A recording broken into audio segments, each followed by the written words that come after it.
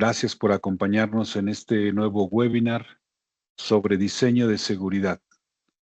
Este webinar es continuación de el webinar anterior donde hablamos acerca de los resultados del análisis de riesgo. En esta ocasión vamos a continuar hablando ahora sobre lo que es el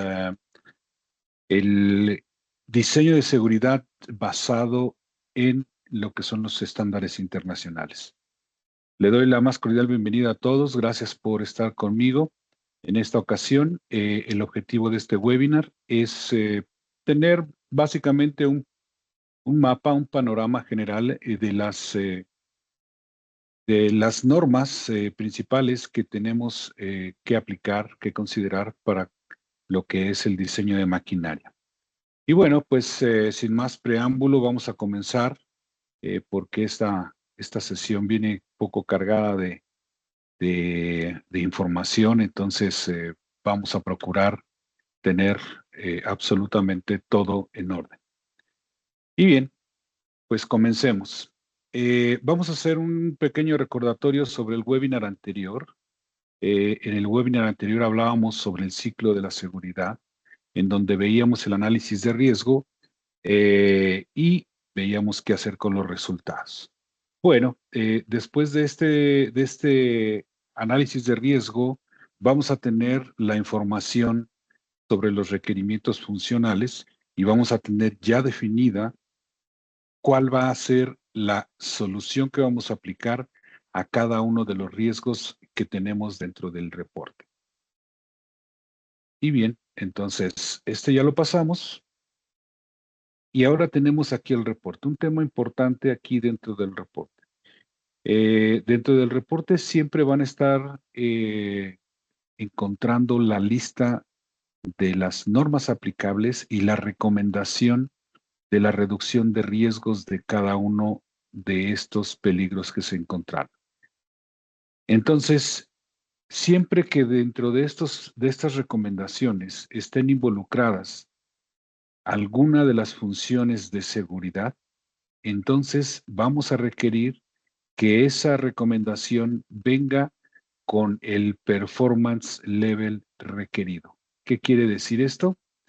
Que debe de venir indicado cuál es el nivel de seguridad. En algunas personas le llaman nivel de reducción de riesgo, pero yo prefiero llamarle nivel de confiabilidad.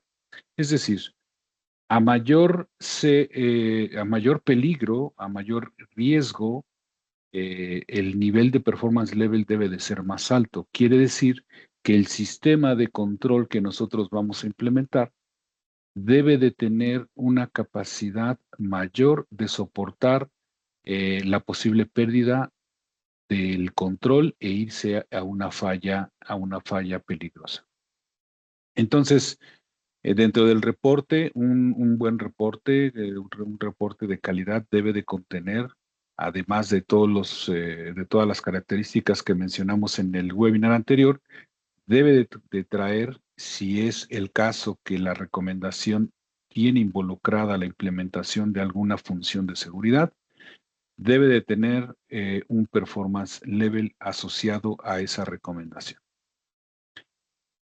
Y bueno, pues ya también pasamos esa hoja y vamos a lo que es la última parte del webinar anterior, en donde ya veíamos que cuando nosotros ya tenemos seleccionada la solución que vamos a implementar en nuestra máquina, esta solución debe de estar obviamente acordada, compartida con los diferentes departamentos de la planta, que es el área de seguridad, el área de producción, el área de mantenimiento y sobre todo también cumplir con el marco corporativo en caso de que se tenga, ¿no? Hay muchas empresas que tienen ya un estándar interno de seguridad que da claros lineamientos en cuanto a los niveles de seguridad o a las soluciones ya aprobadas dentro de los corporativos.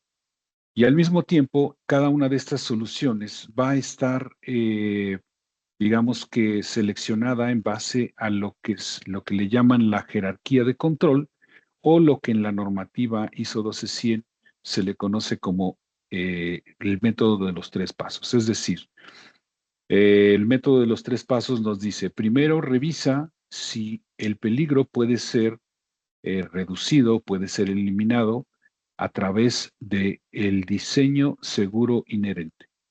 Quiere decir que yo por diseño de la máquina, al cambiar, al modificar algún diseño en específico, ya sea mecánico, que es la mayoría de las situaciones que nos encontramos en la parte mecánica, o ya sea a través de alguna de las otras áreas que incluye el diseño de la máquina, puedo reducir o puedo sustituir o puedo eliminar el elemento que está generando el peligro y el riesgo asociado.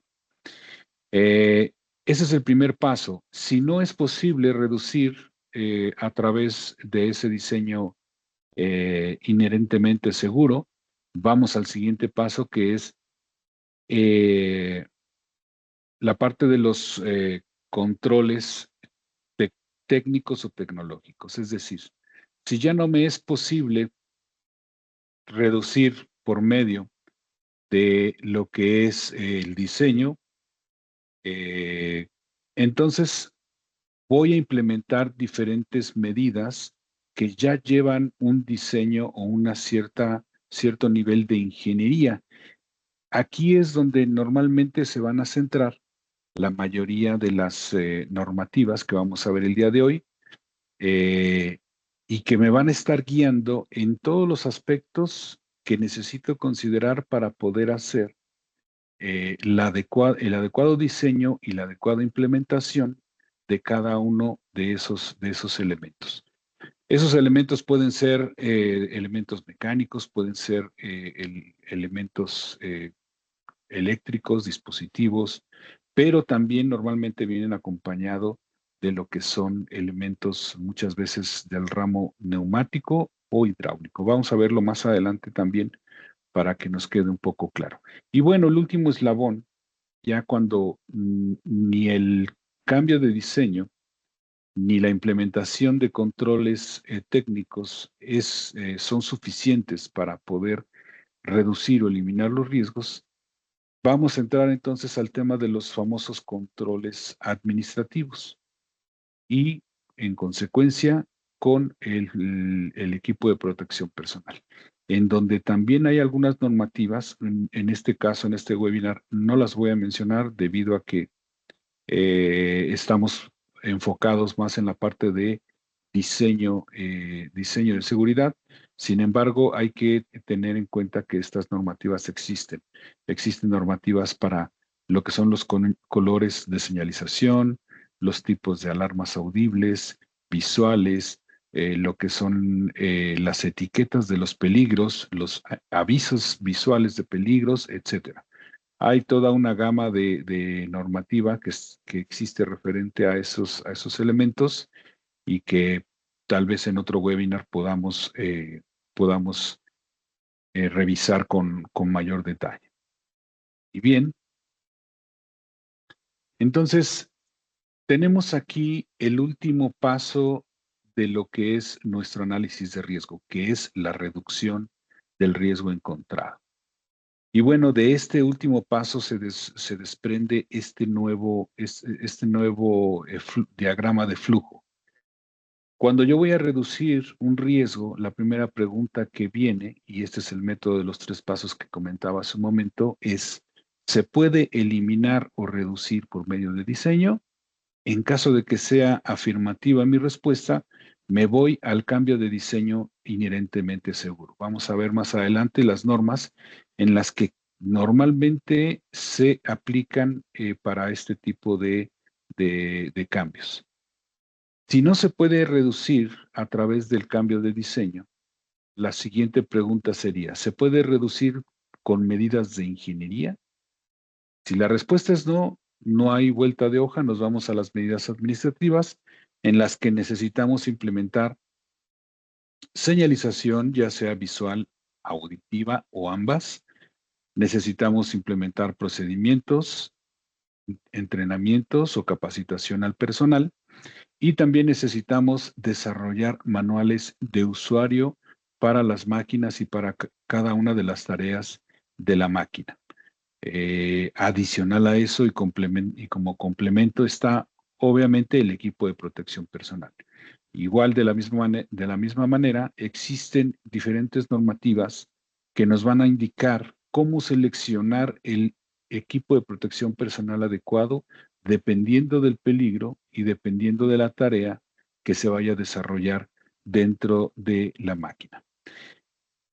Y del otro lado tenemos la respuesta a la pregunta de reducir el peligro o el riesgo a través de medidas de ingeniería. Si la respuesta es sí, entonces aquí es donde entramos a la reducción con medidas técnicas. La primera medida técnica que vamos a tener por excelencia es la guarda física. Vamos a ver cuáles son las normativas que aplican a cada una de estas, opciones dentro de lo que es la reducción de medidas técnicas. Tenemos, después de las guardas físicas, lo que es la implementación de dispositivos de protección y, por último, y no menos importante, vamos a ver lo que es el sistema de control de seguridad. Cuando nosotros implementamos dispositivos de protección, sin lugar a duda vamos a necesitar de un sistema de control de seguridad. Y aquí en este rubro es donde aplicamos principalmente la norma, la ISO 13, la 13489, que nos habla precisamente de cómo diseñar este sistema de control.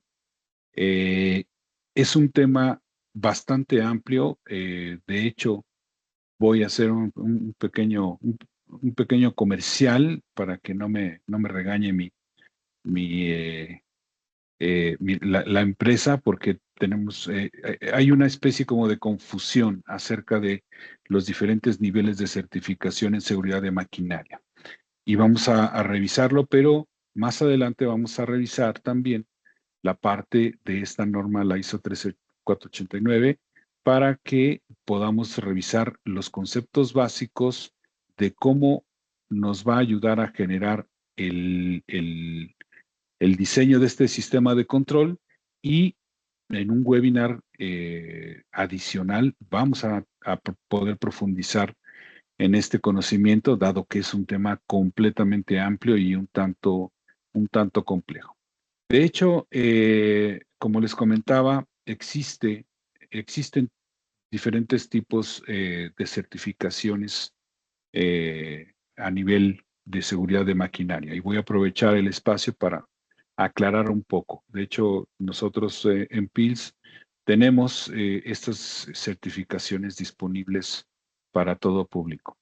La primera es la certificación como experto en seguridad de maquinaria. Ahorita vamos a ver la diferencia entre ellas. Tenemos la certificación como experto en seguridad funcional y tenemos la certificación eh, como experto en seguridad en automatización, entendiéndose esta parte de seguridad como la parte de ciberseguridad, que tiene que ver con la parte de ciberataques y la protección de accesos no autorizados y malintencionados a los equipos que están dentro de una red, dentro de cualquier empresa. Y vamos a ver cuál es la diferencia entre ellos, porque parecería que son lo mismo, pero no lo son. Vamos a ver que la seguridad funcional, una persona que se certifica como experto en seguridad funcional, básicamente se está certificando en la aplicación y en el diseño de lo que es el sistema de control de seguridad. Solamente en ese pedacito hay una certificación y por eso es que les comento que es un tema bastante amplio, un tanto complejo, pero esa certificación está únicamente enfocada a la parte de sistema de control de seguridad. Por otro lado, existe la certificación como experto en seguridad de maquinaria. que es un tema ya completamente más amplio, incluso más amplio de lo que estamos viendo aquí. Incluye lo que es el análisis de riesgo, incluye lo que es seguridad funcional, incluye lo que es adicional a esos dos temas, temas de loto, temas de seguridad eléctrica, seguridad hidráulica, neumática, robots, vehículos autoguiados y también se ve lo que es el marcado CE. Entonces, como pueden ver, es una certificación mucho más amplia. De hecho, obviamente la duración es muy diferente en cuanto a la cantidad de horas que se está estudiando. Y adicionalmente tenemos aquí la certificación para security en automatización. ¿Por qué viene a colación esta certificación? Porque en los próximos años va a cambiar la directiva de maquinaria a nivel mundial. Y esta nueva directiva de maquinaria viene complementada con la necesidad de hacer análisis de riesgos y también tomar medidas necesarias para las máquinas en cuanto a ciberseguridad, es decir, accesos no autorizados o malintencionados y los famosos ciberataques a lo que son las máquinas y la infraestructura, sobre todo en las plantas donde acostumbran tener sus máquinas conectadas en red para lo que es la adquisición de datos productivos. Entonces, toda máquina que tenga una conexión a alguna red, ya sea local o a nivel global, va a requerir de tener de evaluar estos elementos de security o de ciberseguridad, como quieran llamarlo. Y por eso, en el caso de nosotros, a final de año, a final de este año, ya no falta mucho, ya estamos en la recta final, vamos a tener el lanzamiento oficial de este nuevo certificado en lo que es ese rubro. Y bueno, esos son los tres tipos de certificación con los que contamos en PILS. En Europa hay uno adicional que es la de marcado C, que es un poco más administrativo, pero creo que para propósitos de este webinar vale la pena tomar en cuenta estos tres que estamos viendo en pantalla. Y bueno, después del comercial y después de este pequeño paréntesis, vamos a entrar en materia. La reducción de riesgos, tenemos aquí la normativa aplicable. Ya conocen ustedes esta pirámide en la que podemos mostrar los tres niveles de lo que son las normativas tipo A, tipo B y tipo C. Normativa tipo A, recordemos, son los principios básicos de diseño y de fundamentos de lo que es la seguridad de maquinaria.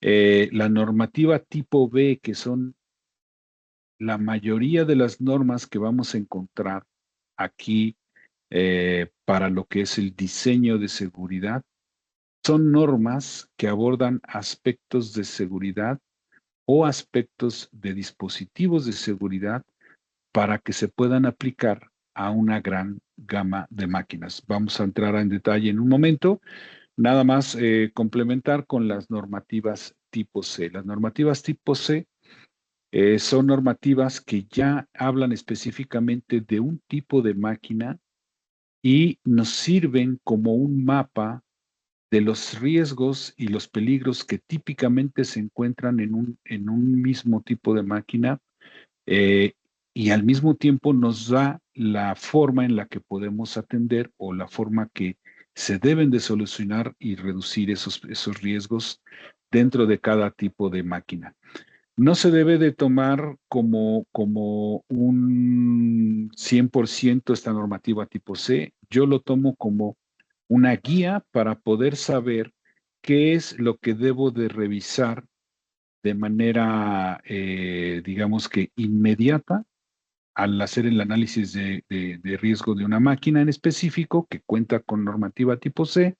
Sin embargo, estas máquinas pueden tener diferencias, adaptaciones, pueden tener convivencia con algunas otras máquinas que pueden estar generando nuevos peligros y por eso es importante llevar esta normativa tipo C como guía, pero no dejar de evaluar y de aplicar las otras normativas dentro del análisis de riesgo para que nuestro análisis pueda salir al 100% y evitar sobre todo que se nos haya pasado algún riesgo o algún peligro que tenga la máquina adicional a lo que diga la normativa tipo C.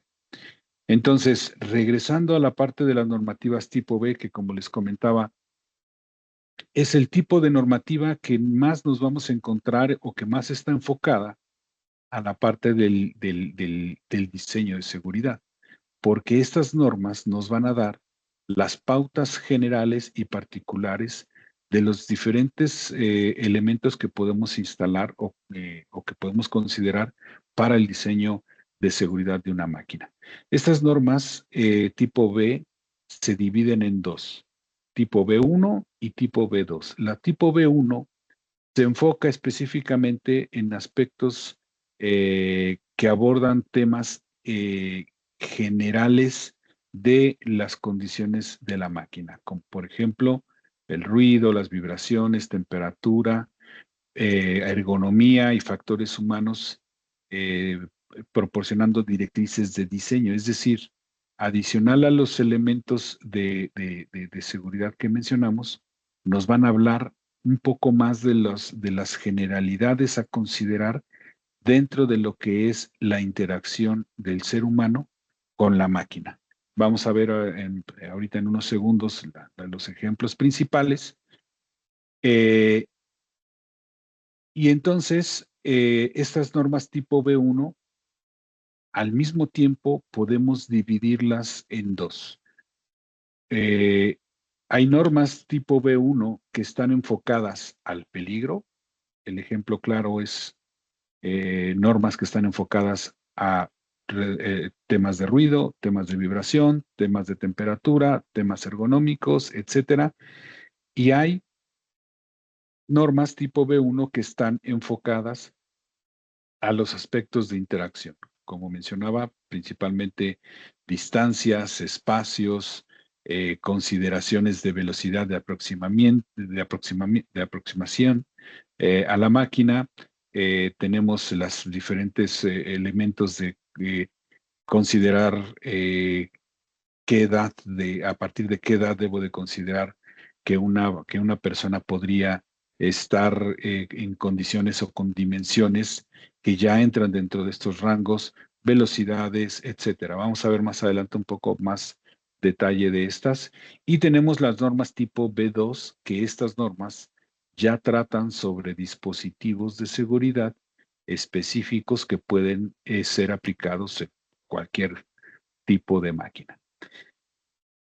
Distinguir entre estas dos normas y aplicarlas de manera separada nos permite abordar la seguridad de una manera modular, es decir, primero debemos de considerar y aplicar las normas tipo B1 que nos hablan del entorno y de la interacción humana y después podemos ya, una vez evaluada esa fase y determinados los elementos y los dispositivos que vamos a aplicar, podemos aplicar las normas B2 dependiendo de cada uno de los componentes que hayamos decidido implementar.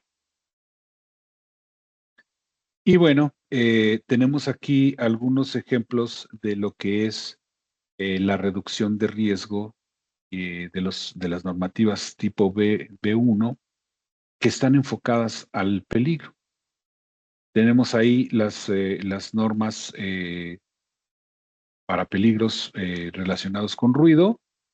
Les recuerdo que aquí, dada el poco tiempo que tenemos para hablar sobre cada uno de los detalles de estas normativas, normalmente ponemos las más significativas. En muchas ocasiones no son todas las normativas, pero por lo menos son las más representativas que podemos consultar para poder tener información específica de cada uno de ellos.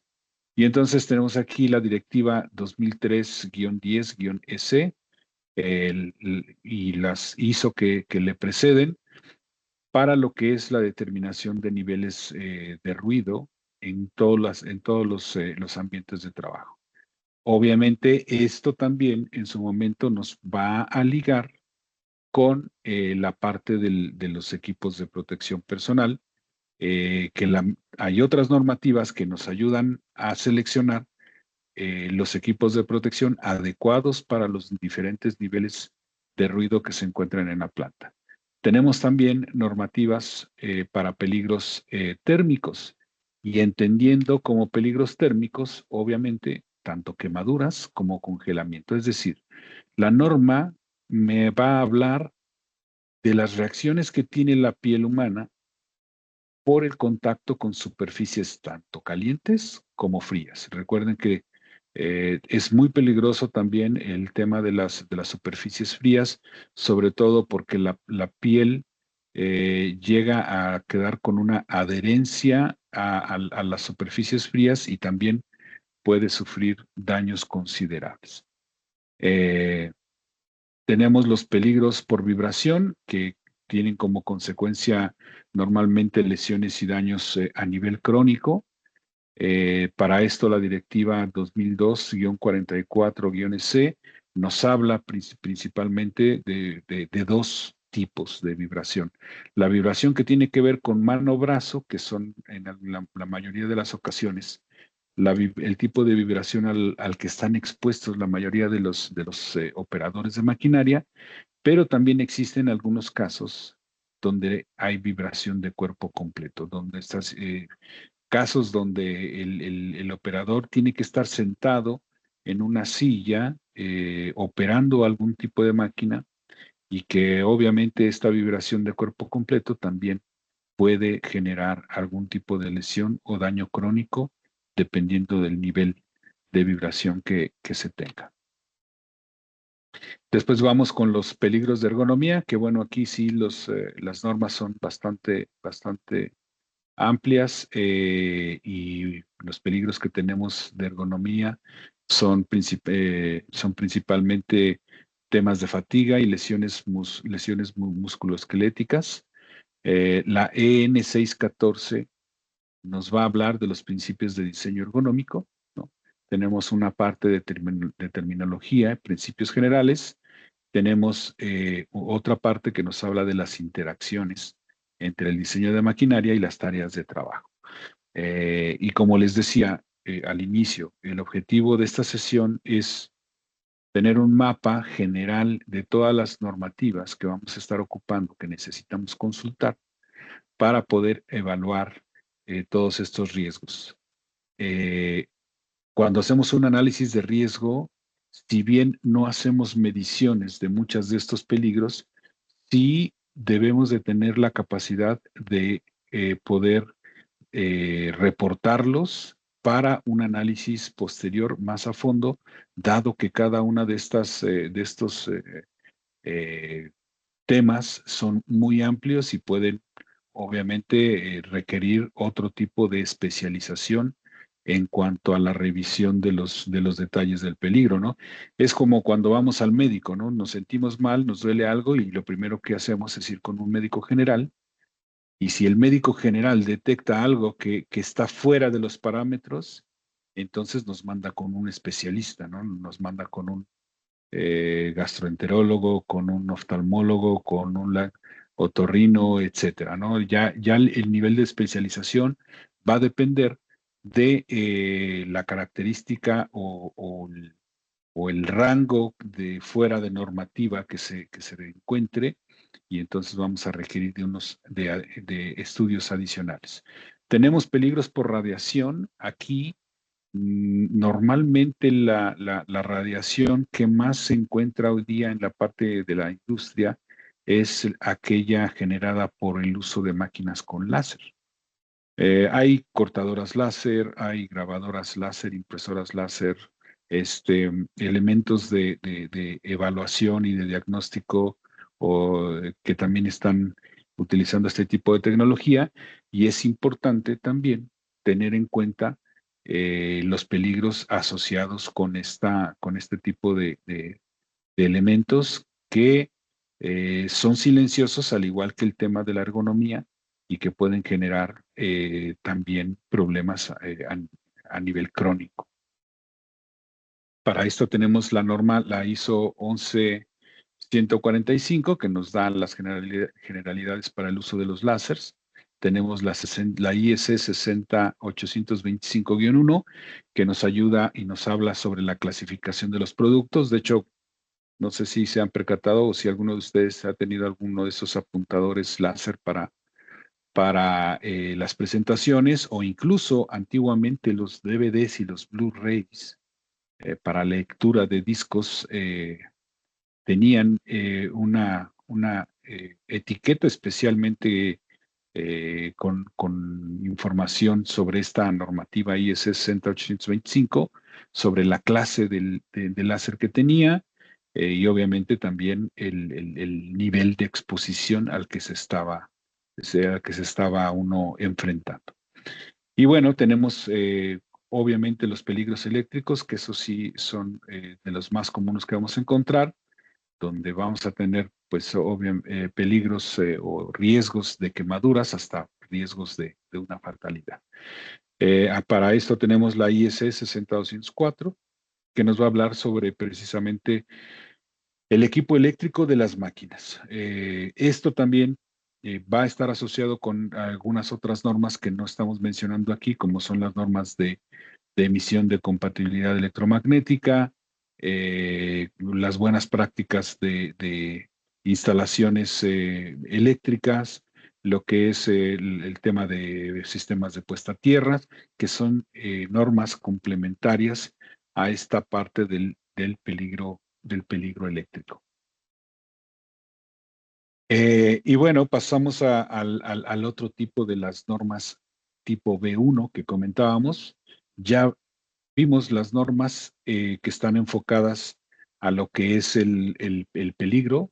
Ahora vamos a ver algunas normas que están más enfocadas a hablar sobre el tema de la interacción y de las generalidades de lo que es el cuerpo humano. Y bueno, tenemos aquí las principales normas que vamos a estar requiriendo, la ISO 13857, que nos va a hablar de las distancias de seguridad para impedir que se alcancen zonas peligrosas con los miembros superiores e inferiores. Esta norma la vamos a estar aplicando principalmente cuando estemos diseñando guardas. Y estamos hablando de guardas, ya sea físicas o guardas virtuales. ¿Cuáles son las guardas virtuales? Las guardas virtuales son las que formamos a través de cortinas de luz, escáneres de seguridad o radares de seguridad. Eh, el año pasado, me parece que hicimos un webinar completo de lo que son las soluciones de guardas, tanto físicas como virtuales. Está en nuestro canal de YouTube por si quieren repasar algún dato. Ahí con gusto pueden ver cuáles son los tipos de guardas. Y esta normativa la vamos a estar aplicando principalmente para poder determinar la distancia de separación entre el punto de peligro y la guarda, la altura y también cuando hay espacios inferiores en la guarda. Después tenemos la ISO 13854, que nos habla precisamente de los espacios para evitar aplastamiento. Esto se refiere a los espacios que quedan cuando nosotros diseñamos una máquina. Eh, Específicamente el ejemplo claro es el el que le conocemos como punto de pellizco. Esta norma es la que nos establece que para evitar el acceso de un dedo necesitamos tener máximo una apertura entre 4 y 6 milímetros para asegurar que no va a haber un punto de pellizco entre una parte fija y una parte móvil, ¿no? Bueno, como ejemplo, nada más lo mencionamos. Tenemos la ISO 13855 que nos habla de la distancia mínima de protecciones respecto a las velocidades de aproximación de partes del cuerpo humano. Esta principalmente va a ayudarnos a determinar la distancia de seguridad de las cortinas de protección. las cortinas de luz. ¿Por qué? Porque al ser una guarda de tipo virtual, vamos a tener diferentes velocidades, ya sea de las extremidades superiores o inferiores, y también considera la parte de lo que es la definición de la cortina. Si es para poder detectar dedo, para detectar mano, para detectar brazo, eso va a estar cambiando estas distancias mínimas de protección respecto a estos dispositivos de seguridad. Pero son elementos que pertenecen a lo que es el contexto de interacción del cuerpo humano con la máquina.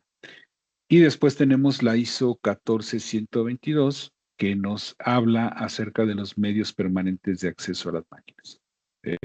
Puertas de acceso, escaleras tipo bombero, como la que estamos viendo ahí en pantalla, etcétera. Y bueno, después de ver estas normativas, obviamente es necesario revisar también la ISO 14120, que nos habla precisamente acerca de de las guardas mecánicas. Hay diferentes tipos de guardas. Existen guardas fijas, móviles, con interlock, sin interlock, con bloqueo, sin bloqueo, etcétera. Entonces, sí necesitamos tener en cuenta eh, todo lo que es la interacción en las diferentes tareas con la máquina para poder determinar qué tipo de guarda es la que necesitamos en cuanto eh, a su tipo, en cuanto al dispositivo adicional que vaya a llevar y en cuanto a la necesidad de enclavamiento, de bloqueo o no requerimiento del bloqueo. Y bueno, esta lámina, de hecho, la tomé del webinar que les comentaba de guardas que se hizo hace tiempo, donde tenemos aquí un pequeño diagrama de flujo para poder definir si es necesario o no cualquier tipo de guarda. Y entonces, si tenemos un peligro, si no, la primera pregunta es si tenemos un peligro presente. Si no hay peligro presente, obviamente no requiero guarda. Si hay un peligro presente, entonces primero me debo de preguntar si el acceso se puede hacer o se debe de hacer con la máquina energizada. Si no se debe de acceder a esa zona de peligro con la máquina energizada, puedo poner guardas fijas sin problema. Eh, si sí requiero accesar a la máquina energizada, entonces me lleva a la siguiente pregunta. ¿Puedo evitar el acercamiento a la zona de peligro? Si no lo puedo evitar, me tengo que ir con una guarda móvil, ajustable o automatizada. Si sí puedo evitar el acercamiento, eh, me lleva a la otra pregunta, que es el acceso para el ajuste, limpieza o mantenimiento. En cuanto al tema de los accesos, ahora viene un tema de lo que es la cantidad de accesos, ya sea por turno, principalmente, y también sobre el tema de los tipos de tareas. Dependiendo de la cantidad de acceso y el tiempo que me va a requerir estar conviviendo con ese peligro, voy a poder determinar si requiero una guarda móvil con interlock o requiere una guarda móvil con interlock y bloqueo de acceso. Va a depender del tipo de interacción, va a depender del tiempo que voy a estar conviviendo con el peligro y también de la cantidad de veces que voy a estar accesando a este peligro. Y bueno, en cuanto a lo que se refiere a la normativa tipo B2, que nos habla específicamente de los dispositivos, vemos aquí la primera normativa, que es la ISO 14119, que nos habla precisamente de los interruptores de seguridad con y sin enclavamiento, y al mismo tiempo esta misma normativa nos habla de un tema que también va a ser un poco polémico en los siguientes años, que son las famosas llaves atrapadas o las llaves cautivas, dado que, como les comentaba, la nueva directiva de maquinaria que está tomando en cuenta todo lo que es de ciberseguridad y el tema de control de accesos también es una de las nuevas situaciones que que la directiva está tomando. Eh, en los próximos años, lo que son las llaves atrapadas mecánicas ya no se van a poder utilizar. Por los cambios en la normativa, este tipo de llaves van a dejar de utilizarse y ahora se van a utilizar otros métodos de control de acceso seguro que son digitales y que son eh, de alguna manera hechos y creados para convivir con los sistemas de gestión de las plantas. Entonces, esta normativa, la ISO 14119, que nos habla de las consideraciones para poder seleccionar este tipo de dispositivos, próximamente va a cambiar y va a dejar de hablar de las llaves cautivas para empezar a hablar sobre temas de lo que es control de accesos y más ligado a la parte de ciberseguridad. La ventaja que tienen estos nuevos sistemas de control de acceso digital es precisamente que me protegen para controlar el acceso a personas no autorizadas, así como me ayuda a tener una estadística de todos los movimientos de acceso que se hicieron dentro de la máquina.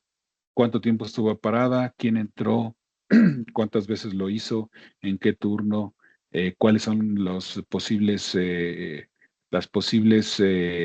consecuencias de haber detenido a la máquina, por qué la detuvo, etcétera, ¿no? Hay una gama interesante ahí de opciones que tenemos con el nuevo sistema de llaves atrapadas digitales.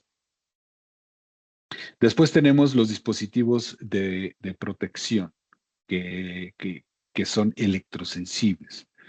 Llámese electrosensibles, obviamente tenemos aquí los tres ejemplos principales, que son las cortinas de luz, los escáneres de seguridad, los radares de seguridad, y en esta normativa precisamente nos va a hablar de cómo seleccionarlo, los cuidados que necesitamos tener con cada uno de ellos, el tema de las distancias, velocidades, etcétera, ¿no? Dentro de esta normativa vamos a estar revisando cada uno de estos elementos y tiene un apartado para cada uno de ellos. Después tenemos la ISO 13856 que nos habla de dispositivos de protección sensibles a la presión. Básicamente nos habla de dos elementos primordiales que tenemos en muchas de nuestras máquinas. Una es el tapete de seguridad, que es un tapete que nos va a estar detectando la presencia de una persona por medio de la presión de su peso en el tapete. Y tenemos otro elemento que es menos raro, es menos frecuente encontrarlo, pero también en algunas máquinas es importante tenerlo y sobre todo en algunos sistemas de acceso, que es el famoso borde sensible. Este borde sensible es, como su nombre lo dice, un borde que se coloca normalmente en las guardas automatizadas, eh, ya sea verticales u horizontales, y estos bordes sensibles detectan el golpe, digamos, de alguna manera, el golpe que le dan a potencialmente a alguna persona para poder detener el movimiento o el elemento motriz que lo está realizando. Obviamente es un poco crítico y hay que seleccionar muy bien el tipo de borde que vamos a estar utilizando, dependiendo del grado de daño que pudiera generar a la persona y sobre todo aquí en esta normativa nos habla también de los tiempos de reacción. El tiempo de reacción de para estos elementos debe de ser muy pequeño, es decir, deben de tener un tiempo de reacción muy corto, principalmente porque tenemos un margen muy pequeño entre la detección y el daño que le podemos causar a una persona. Después tenemos la parte específica de los controles a dos manos o mandos bimanuales, como los conocemos. Esta normativa nos habla principalmente de los tipos de control bimanual que existen y las particularidades de uso de cada uno de ellos. Si necesito mantenerlos oprimidos o son de una sola pulsación, si debo de tener alguna prevención para que nadie pueda truquearlos, ¿no? Para que nadie pueda sobrepasar la seguridad, etcétera. Nos va a hablar de las diferentes categorías y las aplicaciones más comunes de cada una de ellas.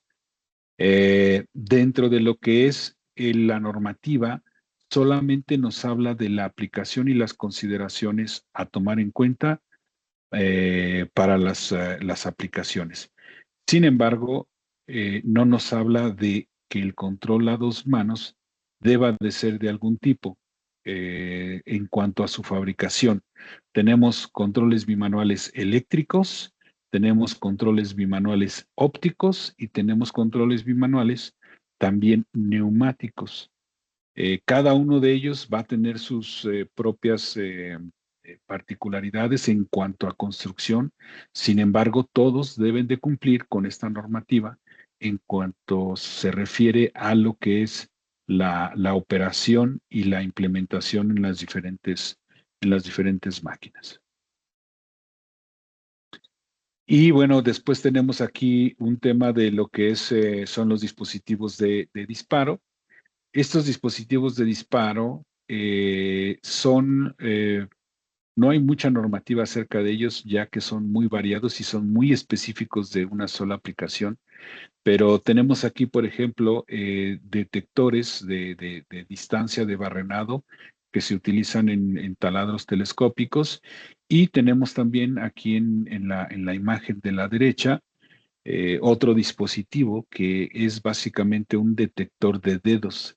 Este se aplica o se ha utilizado muy comúnmente en las famosas remachadoras, no sé cómo se diga en algunos otros países, pero en México le llamamos remachadoras.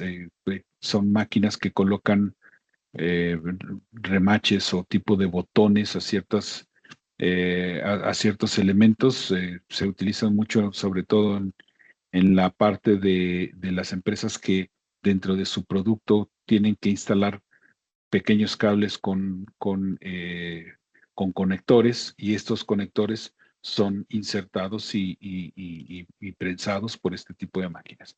Este dispositivo lo que hace es que genera un anillo físico alrededor de la punta que hace el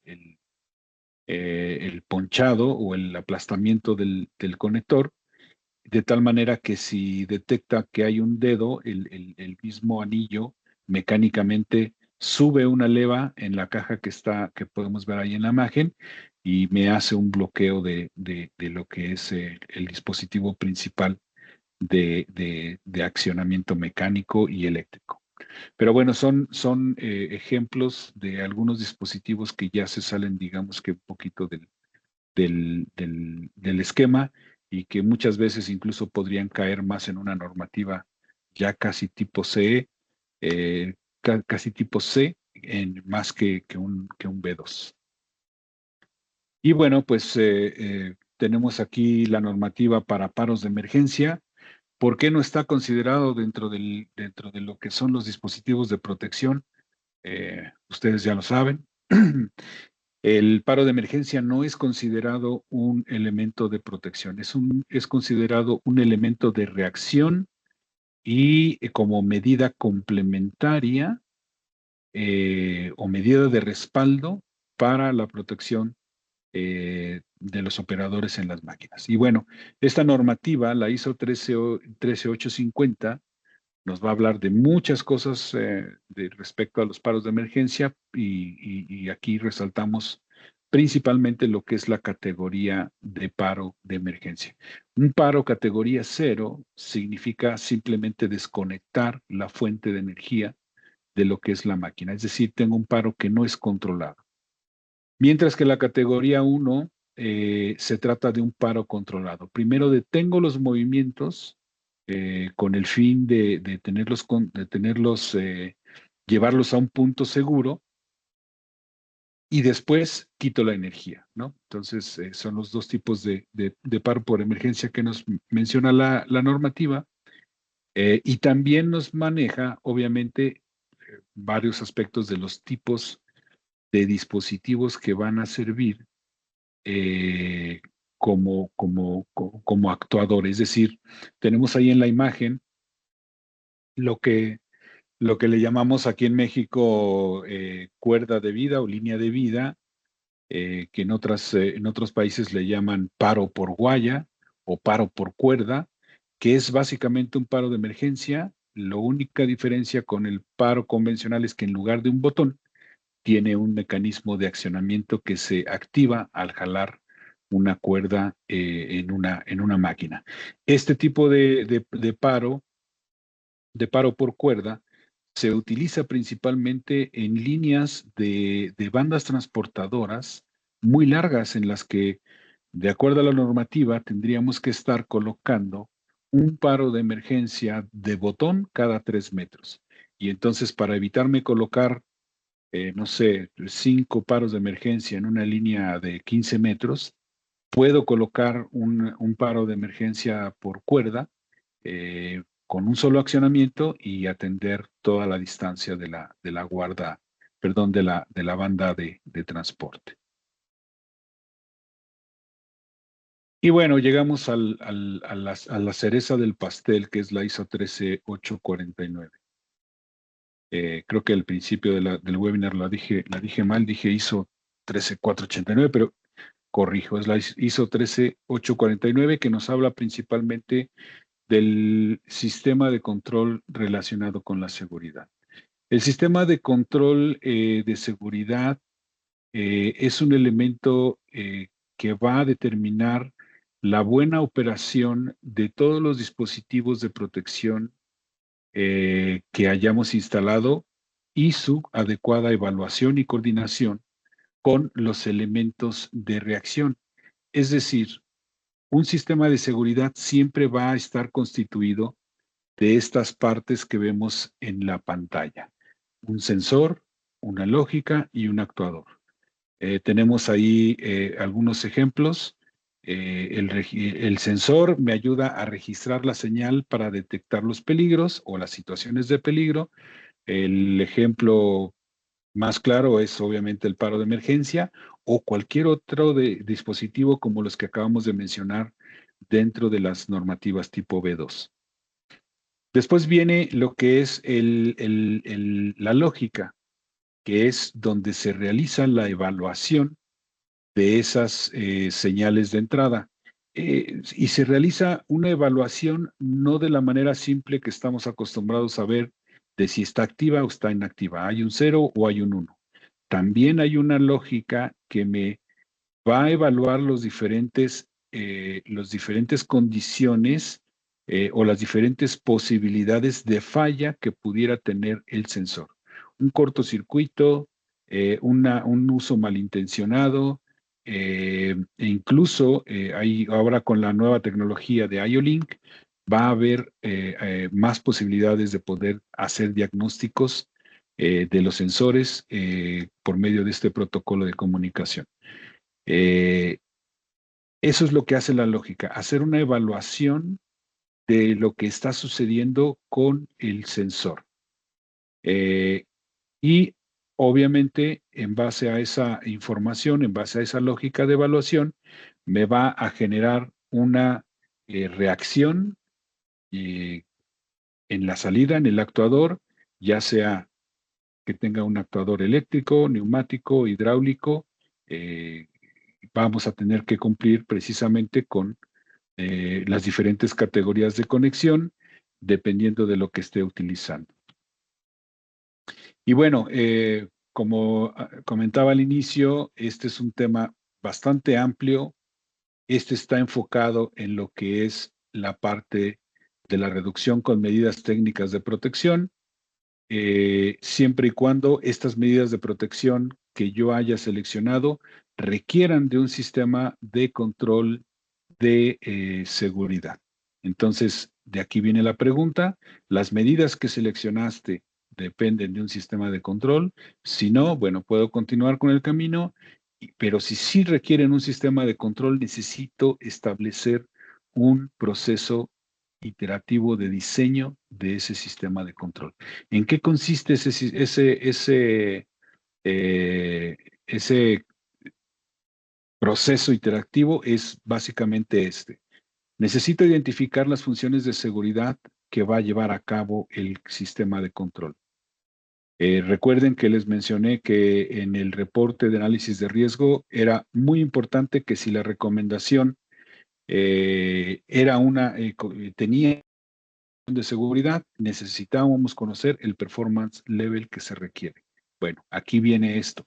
Necesito identificar las funciones de seguridad.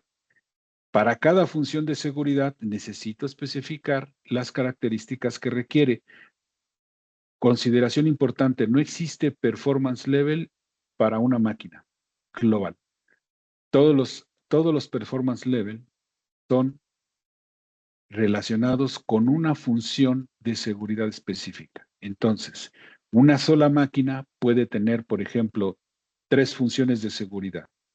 Puede tener cortinas de luz, puede tener paro de emergencia y puede tener un mando bimanual. Entonces, las cortinas de luz tienen su propio performance level, el paro de emergencia tiene su propio performance level y el mando bimanual tiene su propio performance level, que pueden ser diferentes. No existe un performance level para una máquina, existen performance level para las funciones de seguridad.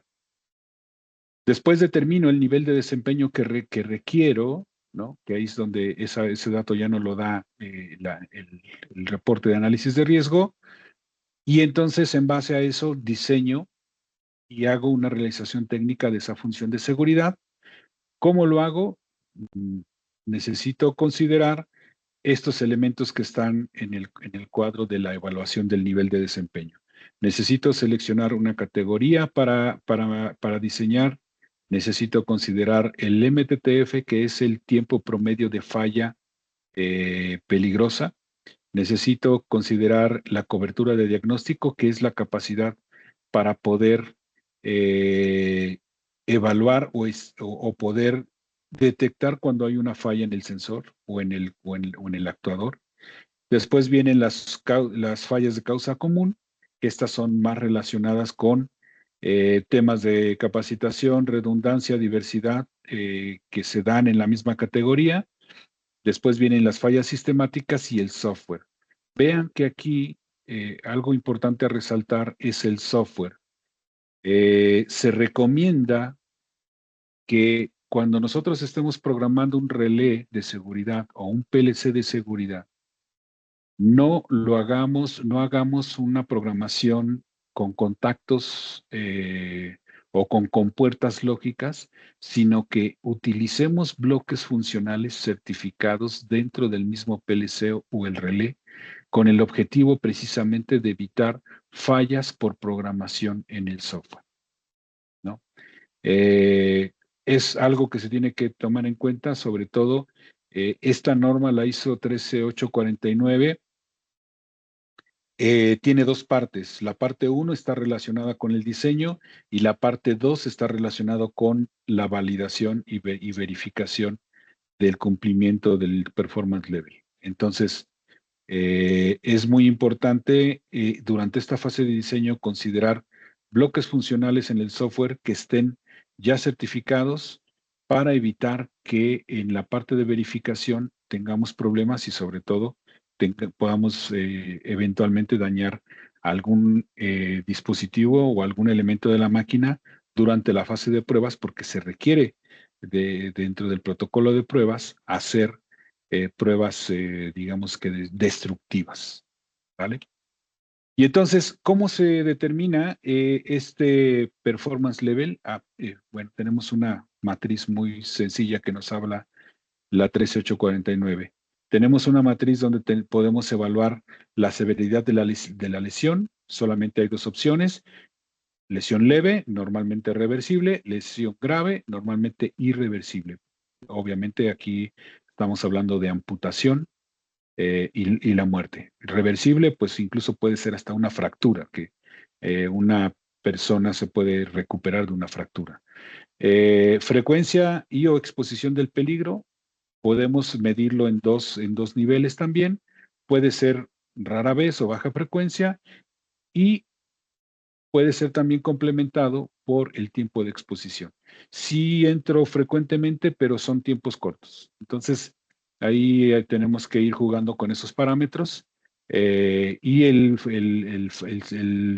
nivel 2 de frecuencia es una frecuencia continua o exposición larga en cuanto a tiempo. Y después seleccionamos la posibilidad de evitar el peligro y probabilidad de ocurrencia. ¿Es posible evitar el peligro eh, o es probable que ocurra? ¿Es posible bajo condiciones específicas o difícilmente posible?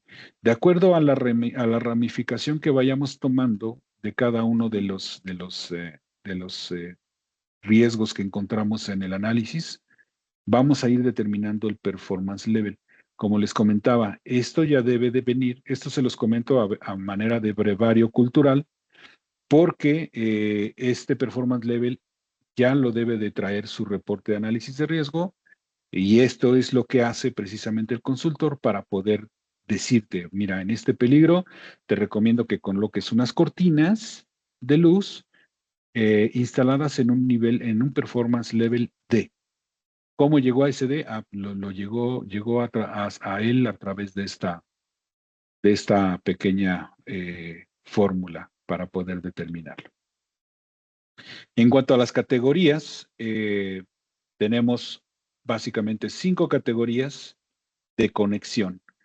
¿De qué va a depender o cómo van a estar configuradas? Están configuradas dependiendo del tipo de elemento que estamos utilizando, si son elementos bien probados o de buena, digamos que de buena calidad, ¿sí? Y en base a la estructura, si estamos utilizando estructura de un canal, de doble canal o doble canal con retroalimentación o con canales de prueba. Es decir, cada una de estas categorías va a ir incrementando a mayor categoría, mayor confiabilidad.